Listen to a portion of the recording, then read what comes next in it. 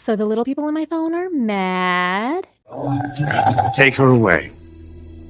Let her go!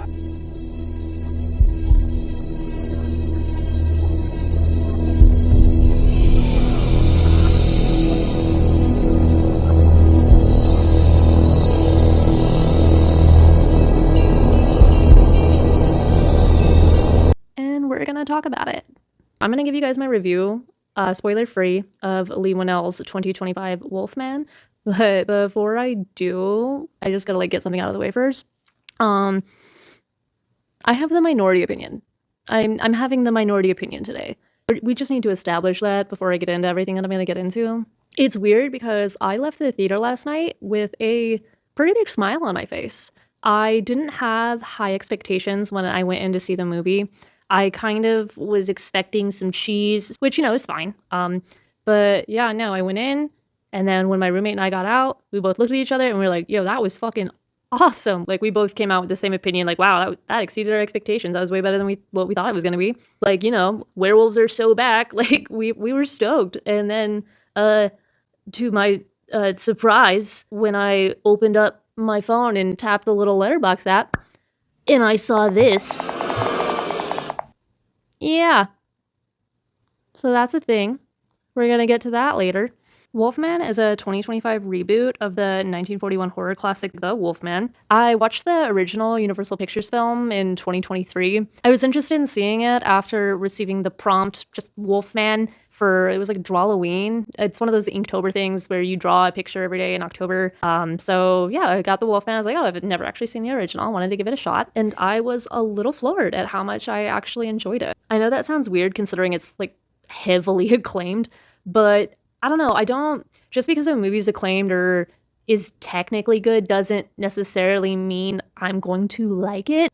Saint Maud. The original 1941 Wolfman, it's good. It's actually fun. It's entertaining, some nice spooky vibes. So no, I definitely recommend. If you haven't seen the original, go out of your way to watch it. 2025's Wolfman is directed by Leigh Whannell, and it was part of a project to rekindle interest in Universal monsters.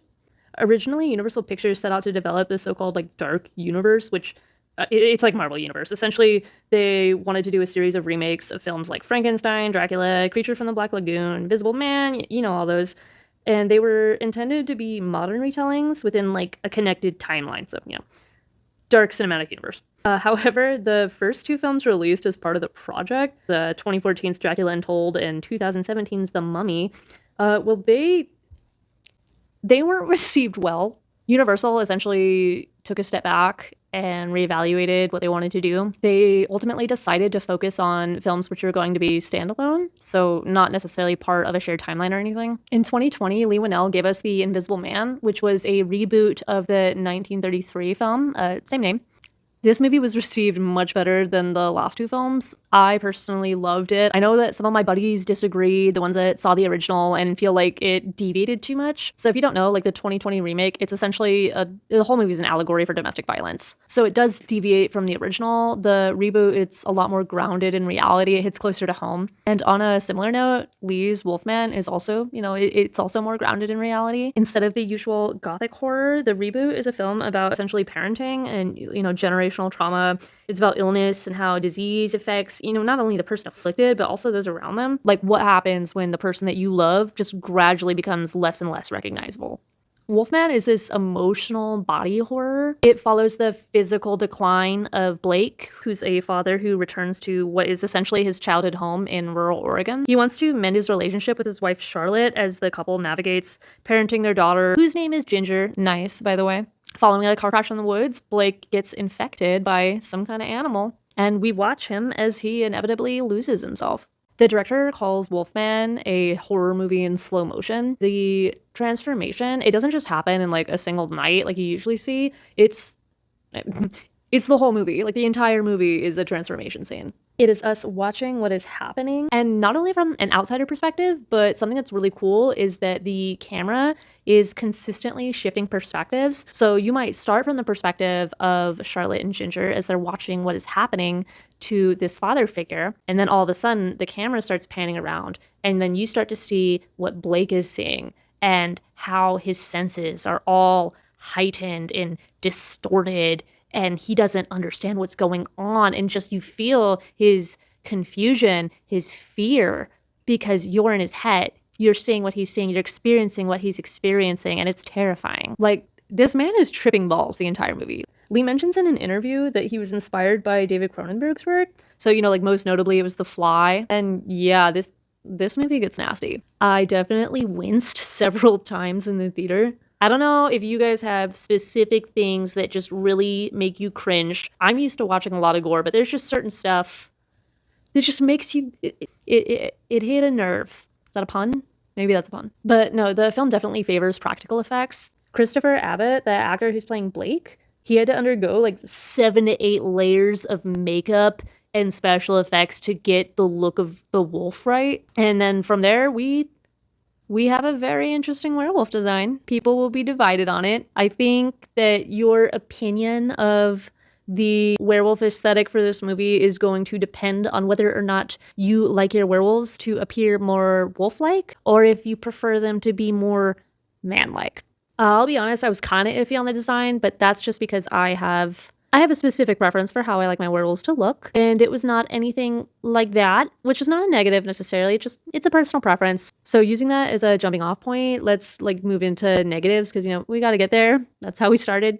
That's how we started the video. I know that I said at the beginning that I really liked this movie, actually. I had a good theater experience. So when I saw the criticisms that people were having, I found myself not necessarily disagreeing per se, but I differed on the extent that I cared.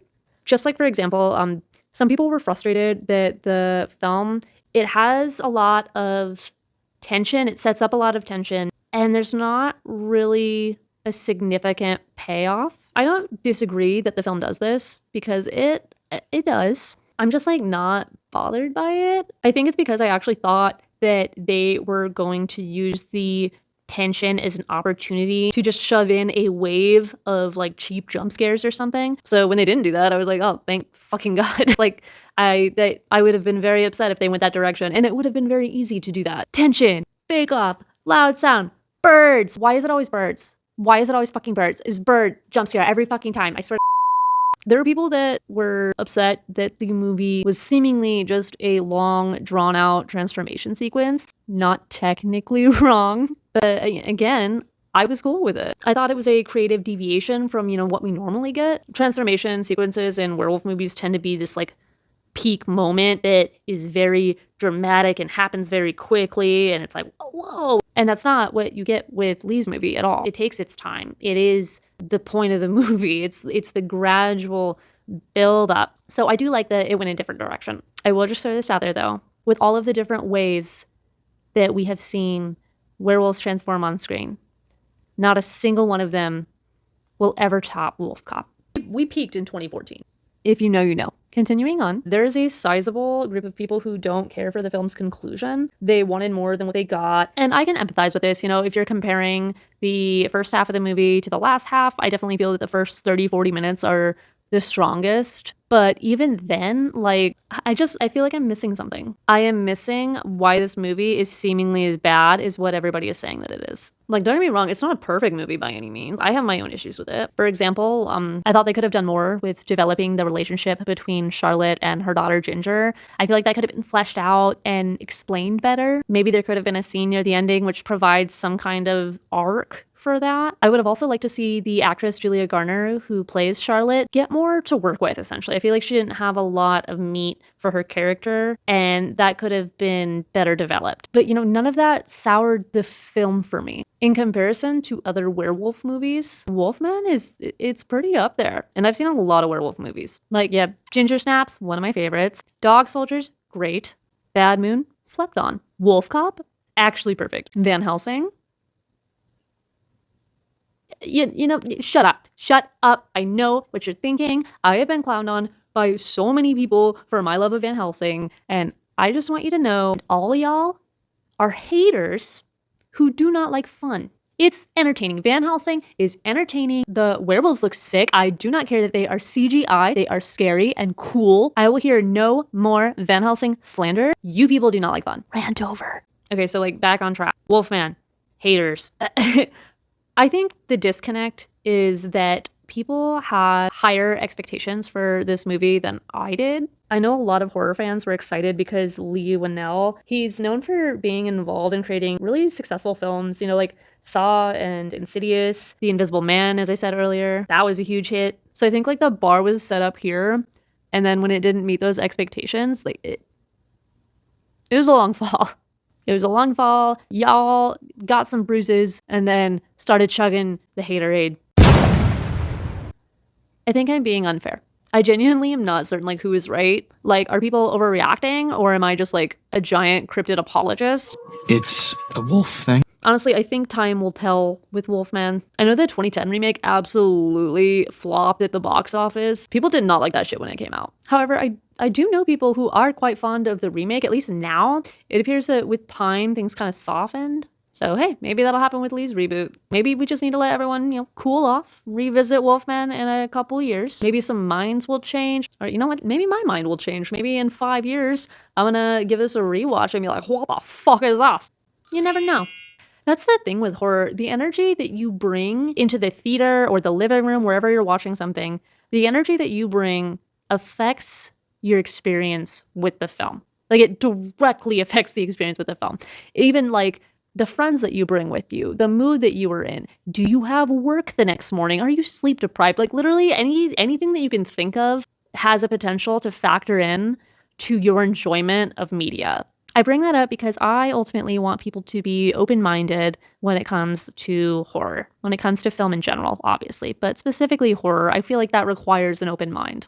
So what's the takeaway here? Where are we at? Where are we at with 2025 Wolfman? Where are we at with this movie? All in all, if you enjoy werewolf flicks and you are curious about Leigh Whannell's Wolfman, I say give it a chance. For me, I like the actors. I thought the sound design was phenomenal. I love the perspective shifts. I thought that was really cool and something I haven't seen before. I love that this film was emotional, and I'm not even kidding when I say that. I almost cried at the end of this. Like I was like holding it together a little bit. It had some moments. But yeah, no, it was a positive experience for me. And I think that if you are interested in this, you need to keep an open mind. Wolfman, it's its own experiment, honestly, one of which I surprisingly enjoyed, but according to the internet, certainly not everyone. Oh, yes. This one.